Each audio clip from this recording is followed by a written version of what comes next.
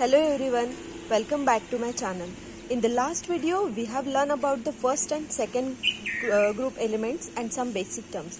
Today I am going to talk about the transition metals and many more. I am trying to explain the periodic table in a very simple way, and I think this will be very helpful for the students of 12th standard.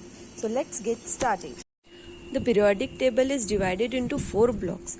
The first block is S block element, this is the D block element, and this one is the P block element, and last is the F block element contain lanthanide and actinide series. So in this video we have to see the D block element, which are also called as the transition metals. So the transition metal group is called the D block of the periodic table. The simple definition is an element having D subshell that is partially filled with electron means their D subshell is incompletely filled. And it is important to note that zinc, cadmium, mercury and copernicium, these elements are not included in the transition metal group because of their electronic configuration that we will see further. The transition metal are often used in the industries as a catalyst for various reactions. The list of the first row of transition element with their corresponding electronic configurations are mentioned here. As these elements are of D block element, we have to fill 3D orbital.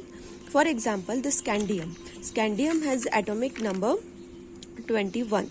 So this argon contains 18 electrons and 2 electrons from this s orbitals equals to 20 electrons, and we have to fill 21, that is 1 electrons in the 3D orbitals here, because the 3D orbital is the outermost in the transition metal. You have to understand electronic configuration for this video. So what is electronic configuration? Electronic configuration determines the chemical properties of an element. I won't spend too much time talking about the electronic configuration, so let's move to the example. This is the example, that is Fe, iron.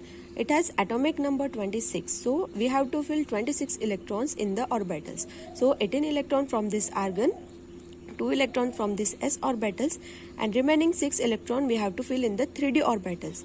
So as you can see, the capacity to fill the electrons in the d orbital is 10, that is 1, 2, 3, 4, 5, 6, 7, 8, 9, 10. But Fe has 6 electron in its outermost shell. That's the reason the transition metal have incomplete D subshell. There is incomplete D subshell. So iron would be an example of an element whose atom contains incomplete D subshell. This one is the frequently asked question in the examination. What are the general characteristics of the transition elements? So you can answer it: large radius ratios, high melting point and boiling point, high densities and hardness, formation of paramagnetic compounds. What is the paramagnetic? Paramagnetic having unpaired electrons, as I have explained in the example. Formation of colored ions or compounds. Ability to form stable complexes. Thank you for watching my video. In the further videos, I will explain p orbital and some important facts about the noble gases. Thank you.